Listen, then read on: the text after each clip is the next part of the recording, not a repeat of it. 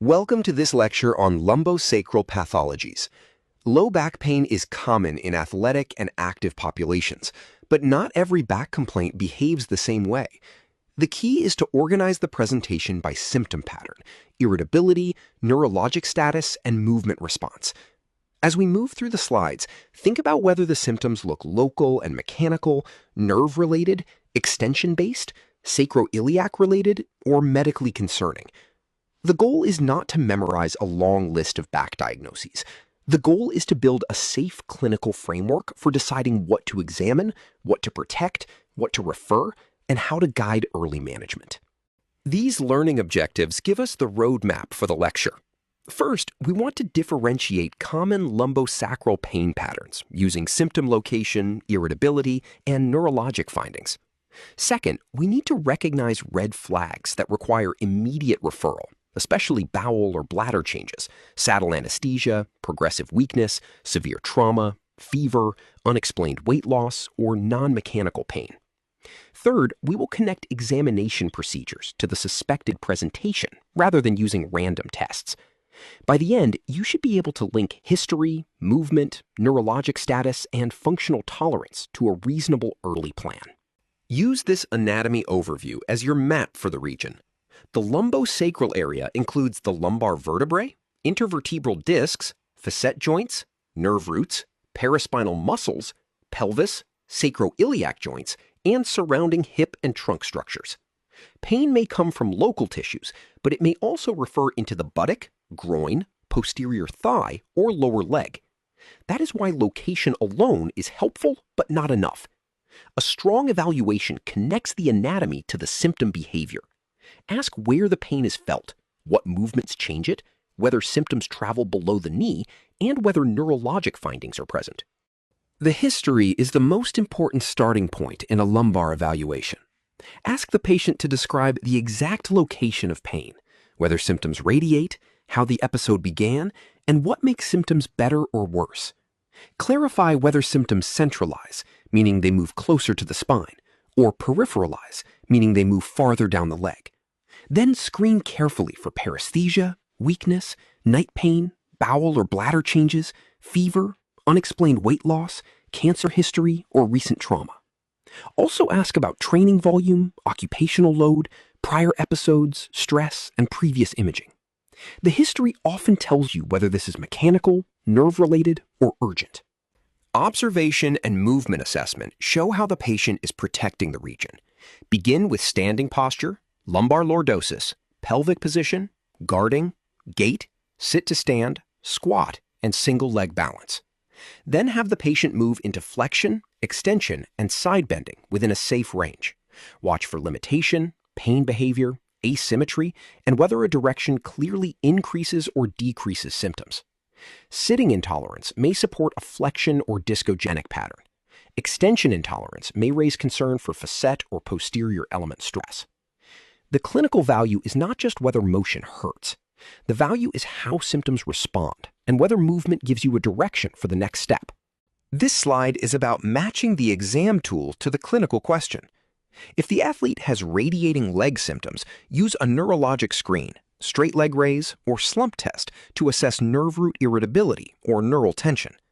If pain is extension-based, consider repeated extension, quadrant loading, and palpation while keeping posterior element overload in mind. In a young athlete with focal extension pain, especially in an extension and rotation sport, think about pars stress injury and imaging referral. For unilateral PSIS or buttock pain, an SI provocation cluster is more helpful than a single test. The exam should answer a specific question. This section introduces the major mechanical and neural disorders we will use to organize lumbosacral pain. Lumbar strain and ligament sprain usually behave like local mechanical complaints. Discogenic pain and radiculopathy may involve flexion intolerance, radiation, neural tension, or neurologic findings. Spondylolysis and spondylolisthesis are especially important in young athletes with extension-based pain. Sacroiliac joint dysfunction often behaves asymmetrically around the PSIS, buttock, groin, or posterior thigh. Keep comparing the history and exam pattern to the tissue most likely involved. Lumbar strain and ligamentous sprain are common after lifting, twisting, sudden overload, or awkward movement. These presentations are usually localized, mechanical, and reproducible with movement or palpation.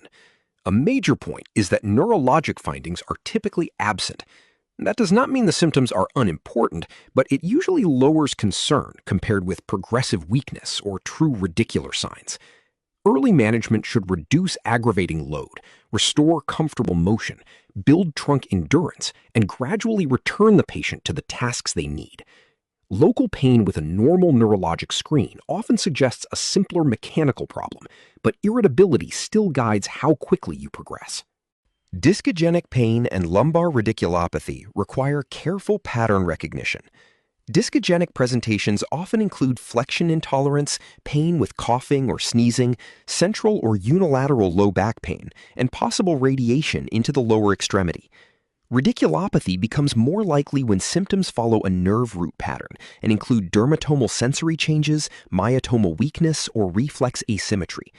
Straight leg raise and slump testing can help, but a positive test alone is not the diagnosis.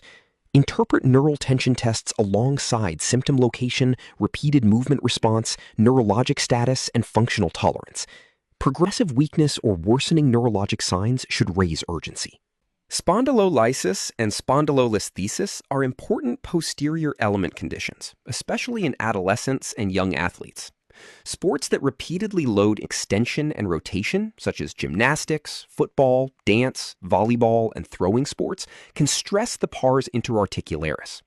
The athlete may report focal low back pain, extension intolerance, recurrent episodes, hamstring tightness, pain with impact, or pain during prolonged activity.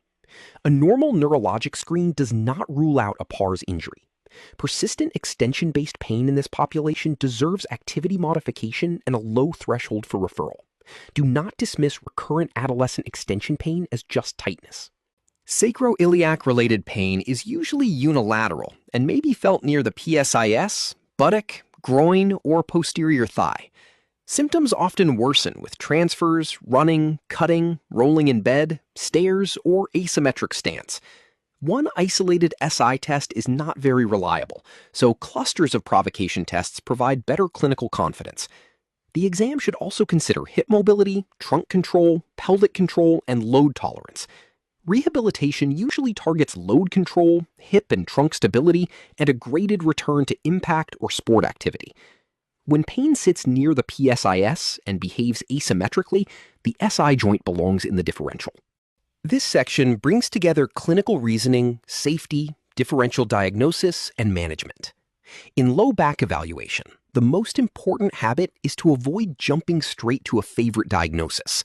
Instead, ask whether the pattern is localized mechanical pain, flexion and radicular pain, extension-sensitive pain, unilateral SI region pain, or a red flag presentation. That organization helps determine whether you should continue with a conservative exam, modify activity, refer for imaging, or seek urgent medical evaluation. A safe plan starts with the pattern.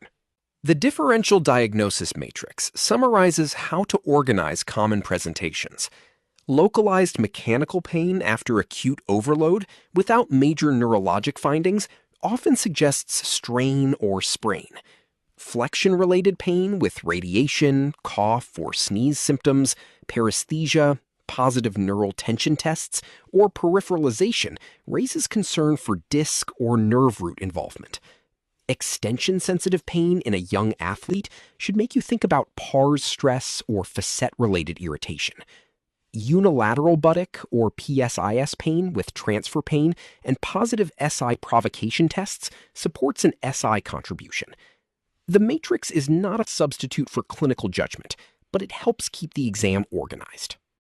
Red flags are the safety checkpoint of the lecture.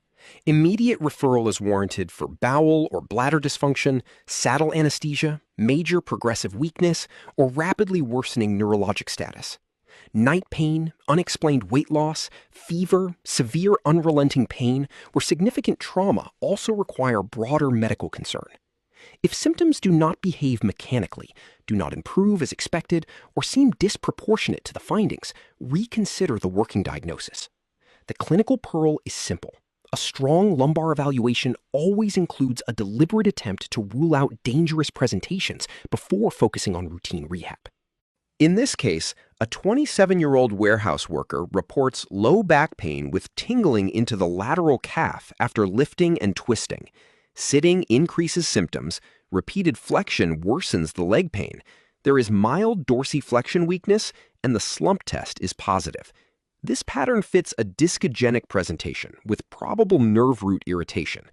The neurologic change is especially important because weakness changes the level of monitoring and referral planning. Early management should reduce aggravating load, avoid movements that peripheralize symptoms, use positions or movements that improve symptoms, and recheck neurologic status regularly. If weakness progresses, referral becomes more urgent. In this case, a 16-year-old gymnast has focal low back pain that worsens with back walkovers and prolonged standing. Pain is localized, the neurologic screen is normal, and extension is clearly provocative. Because the athlete is young and participates in a high-risk extension sport, this pattern raises concern for posterior-element overload, or PARS stress injury. The next step is not to tell the athlete to push through it.